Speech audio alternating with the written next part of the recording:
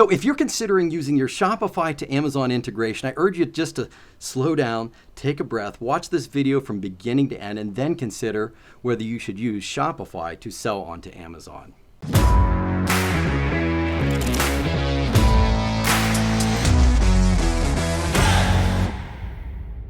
Hi, I'm Sean Farrington, and if you're considering using your Shopify to Amazon integration to sell onto Amazon, then I wanted to help you avoid some pitfalls that will waste time and money in your business. I've had way too many clients come to me after using the Shopify to Amazon integration, or even just cutting and pasting their Shopify store and putting it onto Amazon and then hearing crickets.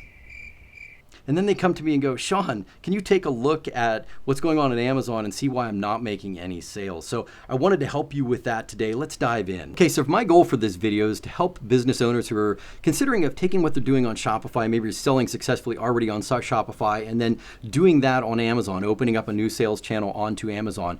Also, or for business owners who are already selling on Shopify but don't understand what's going on, and maybe they're not understanding why their products aren't moving on Amazon. And if I can show you that, then this video for me will have been a success because what most people don't know what they're dealing with on Amazon is that Amazon is just weird. It's a strange animal. If you've used Amazon before, then maybe you can agree with that. Have you had this experience on Amazon?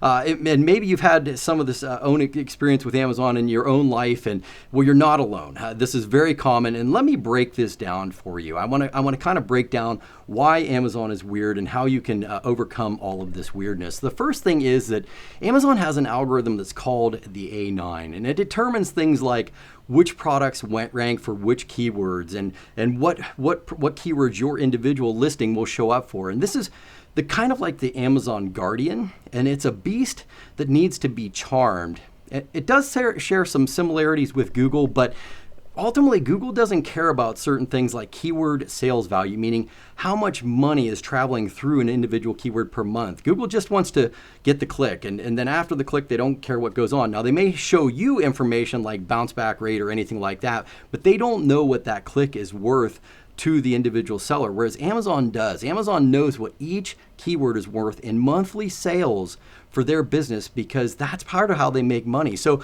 most sellers make the mistake of either ignoring the A9 algorithm to their peril, or they try to trick the A9 algorithm or game the system, if you will, and they do that to their own doom. So the best way to really deal with the A9 algorithm ultimately is to charm the A9 algorithm.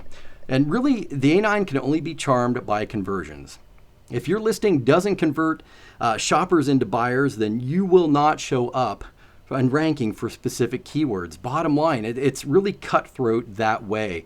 But if your listing can convert more shoppers into buyers than your competitors can, then you'll rank better. You'll rank better than them. And if you do it on a keyword basis, that's really ultimately how Amazon decides what listings rank for which keywords or which ones convert, because they only want to send shoppers to listings that are ultimately going to convert into sales, because that's when Amazon makes money. That's when they get to charge you those pick and pack fees and those referral fees, all those fees that you'll come to hate, the ones that help them make money. Those are when they can charge you those fees. So if you can do that better than your competitors, you really win on Amazon. It's that simple. But that's not all. Amazon's customers are even a little bit different, and this is kind of a cool thing. I really think if you really need to think of them as premium shoppers. Did you know that customers, the Amazon customers, are willing to pay more to click fewer add to cart buttons? It's totally true. And if you can understand this and understanding how Amazon shoppers think that's different from other shoppers, it will help you build strategies that will help you to scale your business and increase your margins all at the same time. Now, please don't hear what I am not saying, all right? What I am not saying is that cut and paste software integration never works. That's not what I'm saying.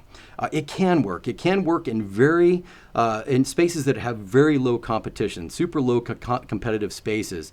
Now, honestly, I don't know many of these anymore. Most of them are very utility things like oils and parts for automotive and stuff like that. But even those are getting more crowded. But let me say this. If you're in a competitive space, if you're in one of the main categories on Amazon, then you're probably going to have to play this differently. That's just what's going to have to happen.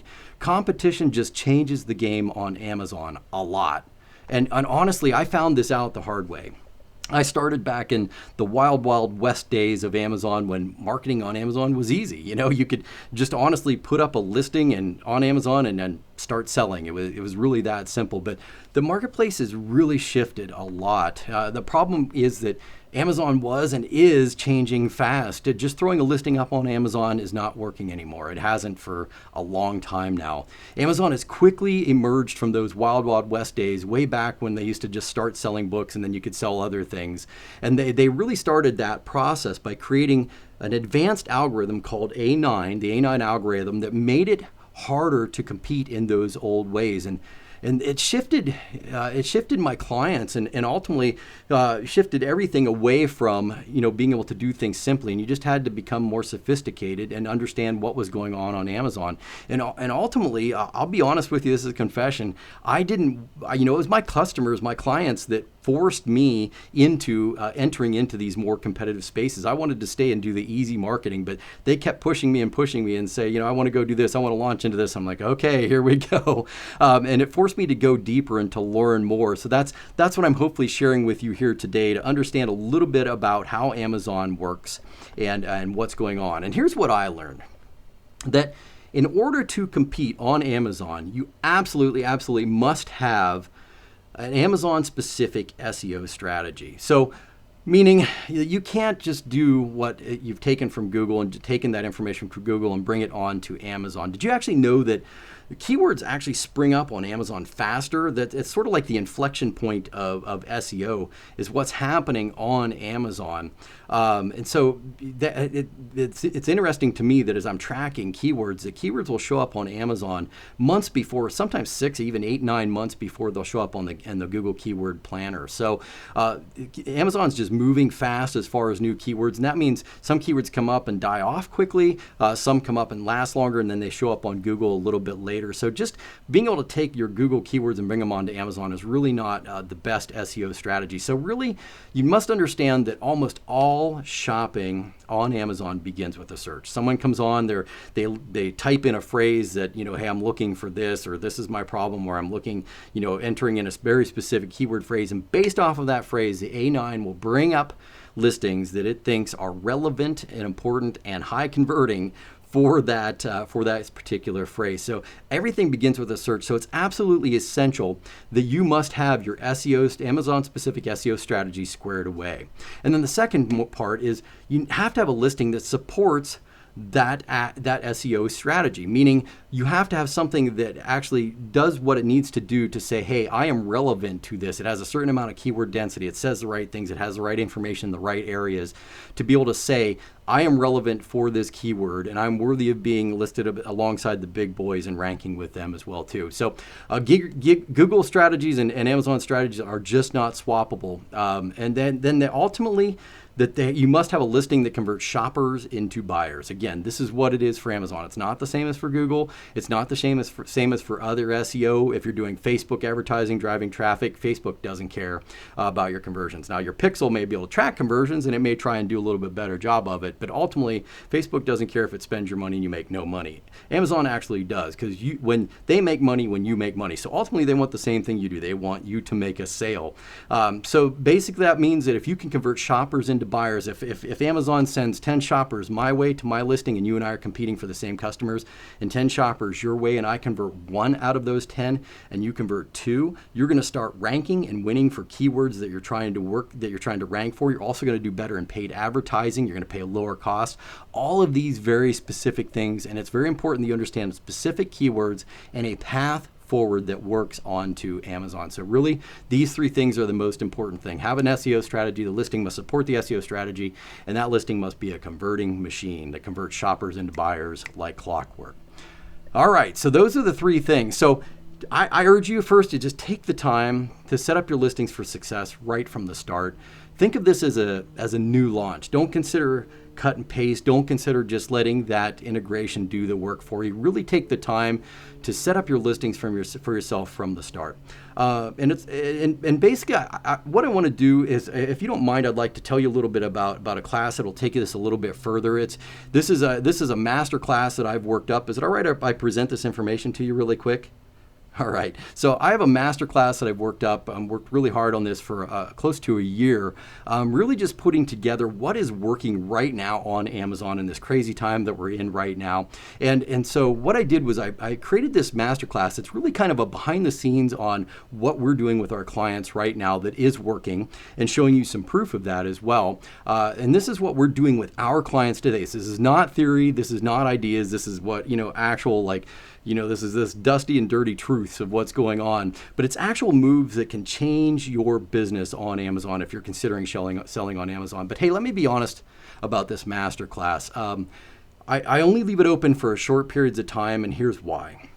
It's not a game. I'm not trying to play a game with you or anything like that. The reality is, inside that masterclass, I offer the ability to do a one-on-one sit down with me where we go over your business and your strategies. And I can only do that so many times in a month, or even in a few weeks. So what I do is I take the class down when I can't handle the load, because I want to be able to keep up with my promises. If I make that offer to you, I want to be able to fulfill on that offer. So if you follow the link down in the description there, if you follow that link and you see a page up that says, sign up and you'll be notified when the class comes back, go ahead and do that. But if it's up, I highly suggest you take the time, set a little bit of time, and do that now. It takes a little time to go through the class. I'm going to warn you, it's not a short class. This is not just tips and tricks. We go in deep into some very important stuff. So you got to set aside the time to be able to do that. But if it's there, I suggest you do it and run with it as much as possible. So check out that link below. I wish you a booming and prosperous business and awesome happiness and friends. I'm looking forward to talking to you again soon. Have a great day.